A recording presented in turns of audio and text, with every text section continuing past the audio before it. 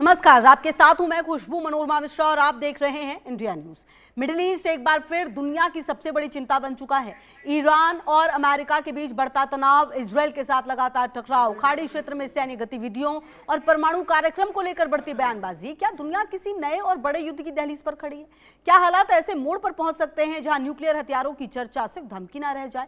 आज के इस विशेष ज्योतिषीय विश्लेषण में हम ग्रहों की चाल, वैश्विक ऊर्जा और युद्ध के योगों को समझने के संदर्भ में कोशिश करेंगे कि क्या न्यूक्लियर वॉर का काउंटडाउन शुरू हो चुका है। और चलिए, मेरे साथ इस खास मुद्दे पर बातचीत करने के लिए मेरे साथ दो बेहद ही जाने माने ज्योतिषी आचार्य राज मिश्रा जी और सैविज सिंह जी भी मौजूद है। बहुत शुक्रिया और बहुत स्वागत भी आप दोनों का मेरे साथ इस खास कार्यक्रम में जुड़ने के लिए। तो आचार्य राज मिश्रा जी, मतलब जब हम सोचते हैं कि अब परिस्थितियां थोड़ी ठीक हो जाएंगी, मतलब ऐसा लगा अभी 4-5 दिन पहले तक, जिस दिन ये जो खैमेनेई है उनको सुपुर्दे खाक किया गया, उसके बाद पता नहीं ईरान को क्या हो गया अचानक से, मतलब फिर से ऐसे कर रहा है जैसे कि अब एक नई जो जंग है वो लड़नी है।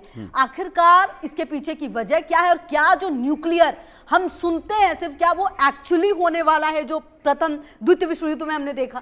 करेक्ट। देखिए, दो चीज ध्यान रखिएगा मनोरमा जी। एक तो श्री रामचरितमानस की एक बहुत सुंदर चौपाई है कि तुलसी जस भवतव्यता और तैसी मिले सहाय और आपुह जाए ताहि पह ताहि तहाँ ले जाए। जिस प्रकार की परिस्थिति घटित होनी होती है, ग्रह जिस प्रकार के संयोग को तैयार करते हैं, वो अपने आप तैयार होता है। मैं आता हूं पहला और द्वितीय विश्व युद्ध पर कि प्लैनेटरी पोजीशन क्या थी। जब भी विश्व युद्ध जैसी परिस्थिति होती है तो उसमें साधारण प्लैनेट का योगदान नहीं होता है, क्योंकि जनरली अगर हम देखें, सूर्य को देख लें, बुध को देख लें, बृहस्पति सूर्य को देखें, बुध को देखें, मंगल को देखें, शुक्र को देखें, चंद्रमा को देखें, ये प्लैनेट ऐसे जो थोड़े थोड़े समय में अपने राशि को परिवर्तित कर लिया करते हैं।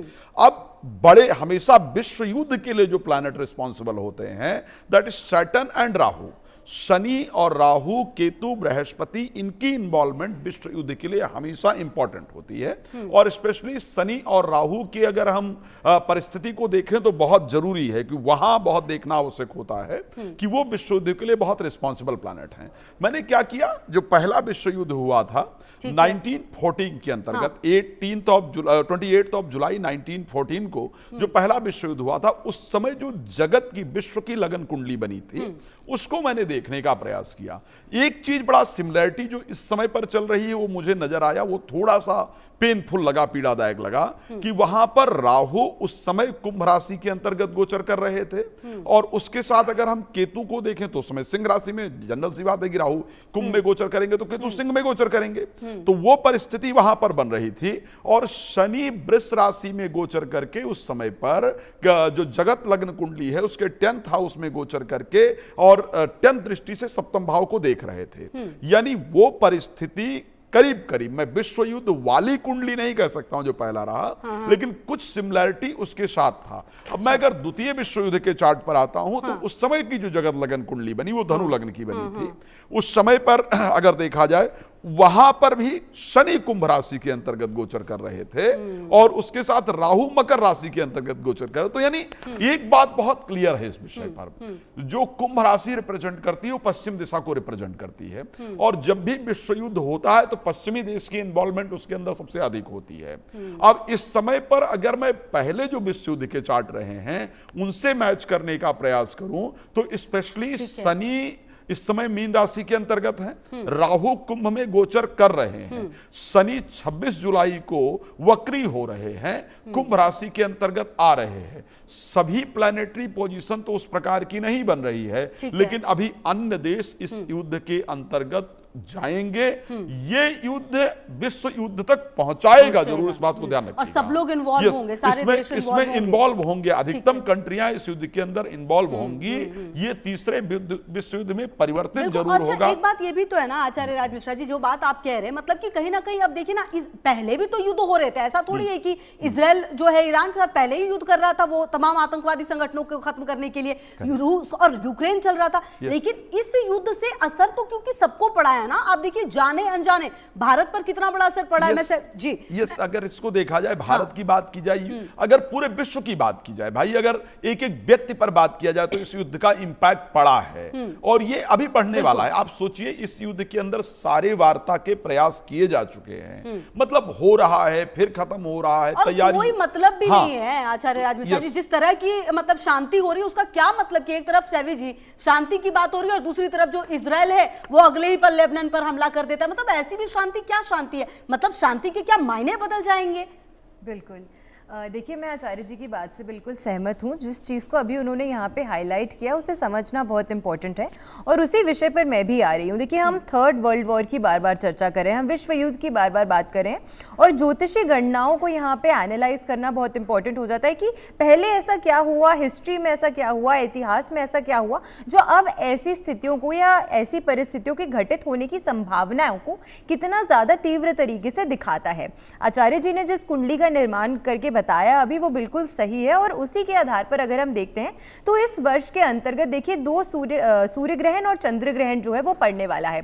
तो अब ये दोनों ही ग्रहण जो है अगस्त के समय पे आ रहे हैं और ये दोनों ही ग्रहण भारत में दृश्य नहीं होंगे, लेकिन जो चंद्र ग्रहण है आप वो देखिए महत्वपूर्ण तरीके से 28 अगस्त को ये अमेरिका के प्रांत पे यानी कि नॉर्थ एंड साउथ अमेरिका और साथ के साथ में ईरान दोनों ही देशों में दिखेगा। अब इसका जो इम्पैक्ट है डायरेक्टली, सबसे पहले ये लोगों की मानसिक स्थिति को, वहां पर उच्च सत्ता में बैठे हुए जो लोग होते हैं उन पर इम्पैक्ट करता है। और ग्रहण का प्रभाव सिर्फ एक दिन के लिए नहीं होता है, ग्रहण का प्रभाव ग्रहण शुरू होने से पहले और उसके कम से कम 15 दिन तक जो है वो देखने को मिलता है। यानी कि एक तरीके से हम कह सकते हैं कि पूरा ही जो महीना होता है वो व्यक्ति उस इम्पैक्ट से ग्रस्त रहता है।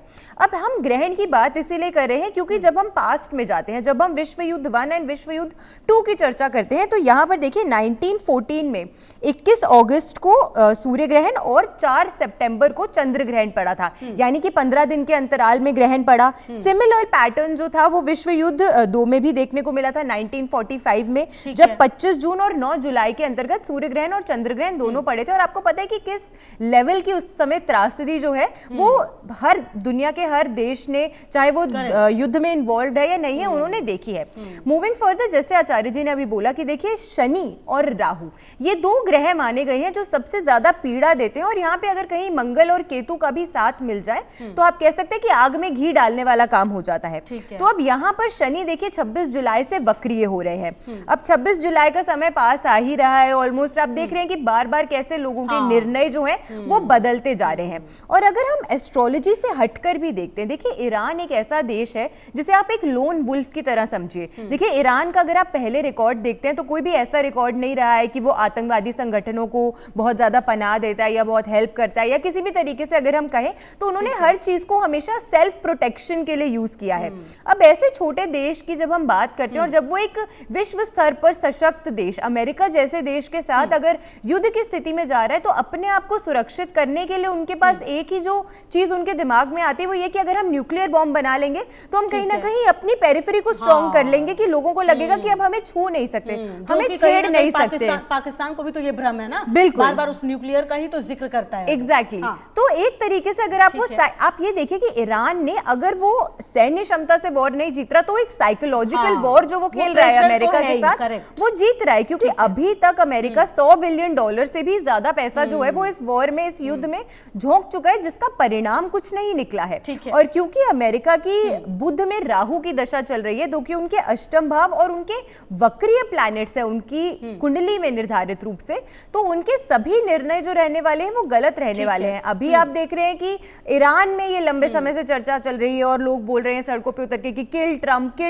लेकिन यही चीज अब कहीं ना कहीं देखेंगे कि इसका परिणाम अब अमेरिका में भी आपको होना शुरू हो गया है। अब सही कह रही है, मतलब जो विरोध है उनकी पार्टी के भीतर भी उनका विरोध हो रहा है। आचार्य राज मिश्रा जी, मतलब ट्रंप ने जिस भी नीति के तहत ये सब शुरू किया, अच्छा 28 फरवरी को जब खमेनेई को मारा तो ऐसा लगा कि अब तो मतलब, क्योंकि उससे पहले वो वेनेजुएला में कर चुका था, मतलब रातों रात मादुरो को उठा लिया, तो उनको ये लगा शायद कि ये इतना आसान होगा। लेकिन सर अब की जो परिस्थिति है, मतलब कि जो बात कह रही है सैवी जी कि अब ईरान चाह रहा है कि वो किसी तरह वो न्यूक्लियर को करने में सफल हो जाए और उसके बाद वो उसका डर दिखाएगा। वही डर शायद अमेरिका चाहता नहीं है, लेकिन कहीं ना कहीं पूरी दुनिया तो सर इसी डर के साए में है ना। यस, देखिए वो वो अमेरिका ने क्या किया, मैं ये विषय बहुत स्टार्टिंग में हम लोगों ने डिस्कस किया कि मैंने एक बार एक चौपाई बोला था आपके यहाँ कि भयगत सांप छछुंदर के लिए एक मैंने कहा था कि एक जीव होता है चूहे से थोड़ा लंबा, चूहे जैसा जीव होता है, सर्प के लिए बड़ा दुर्भाग्यपूर्ण होता है, सर्प उसको चूहा समझ करके निगल लेता है, ओके। लेकिन जब सर्प उसको आधा निगल लेता है तो उसको समझ आता है कि ये तो चूहा नहीं है, ये तो दूसरा जानवर है। उसको अब उसके लिए प्रॉब्लम होती है कि वो ऐसा बना हुआ है साइंटिफिकली सर्प कि अगर उसको उगल दे तो सर्प अंधा हो जाता है। उसको जब आधा निगल ले, अगर उसको, क्योंकि सर्प को उसको निगलना नहीं होता है, उगल दे तो अंधा हो जाए, अगर निगल ले तो सर्प मर जाए। तो अब उसके लिए प्रॉब्लम यह है कि वो ना उगल सकता है ना निगल सकता है। सेम परिस्थिति कहीं ना कहीं यूएसए के लिए हुई है, ईरान से युद्ध में उलझ करके। नुकसान जब युद्ध होता है तो उन दो कंट्रियों का तो होता ही है और पूरे विश्व का होता है, जिस चीज को हम लोग पूरी तरीके से देख रहे हैं, हम लोग पूरी तरीके से समझ रहे हैं। देखिए, ईरान अभी न्यूक्लियर वेपन्स तैयार कर पाए इतना जल्दी उसकी पॉसिबिलिटी नहीं है, लेकिन जो साइकोलॉजिकली चल रहा है, ईरान वैसे नहीं जीत पा रहा है, लेकिन जो साइकोलॉजिकल प्रेशर पूरे विश्व का बना हुआ है वो अमेरिका को बहुत परेशान कर रहा है। इसमें कोई, बट मैं, क्योंकि मैं एस्ट्रोलॉजिकल डिस्कशन कर रहा हूं इसलिए उसी विषय पर आऊंगा। क्योंकि ट्रंप का जो लग्न है, वो आई थिंक वृश्चिक लग्न है और सिंह राशि है, मंगल लग्न के अंतर्गत बैठे हुए हैं ट्रंप के। तो क्योंकि सिंह लग्न एक सूर्य का लग्न है और उसमें भी जाकर के मंगल बैठ जाए तो वो आदमी इतना जिद्दी हो जाता है। अच्छा राज मिश्रा जी, क्या ऐसा लगता है, मतलब ये जो बातें आप बता रहे हैं इसको देखते हुए, कि ट्रंप अचानक ईरान पर इतना बड़ा हमला कर देंगे कि ईरान बिल्कुल खत्म हो जाएगा? उसकी पॉसिबिलिटी है, मैं मना नहीं कर सकता। अगर किसी व्यक्ति का सिंह लग्न है और लग्न के अंतर्गत मंगल बैठा हुआ है, एक बात ध्यान रखिएगा, मंगल जल्दबाजी का प्लैनेट है। जो दर्शक इस कार्यक्रम को देख रहे हैं, अगर उनकी कुंडली में या उनके परिवार के किसी की कुंडली के अंतर्गत अगर मंगल लग्न को प्रभावित कर रहा है तो वो व्यक्ति 2 मिनट पहले कुछ और डिसीजन लेता है और 2 मिनट बाद कुछ और डिसीजन लेता है। और जब उस व्यक्ति को क्रोध आता है तो मतलब वो कुछ भी कर डालने के लिए तैयार रहता है। थोड़ी देर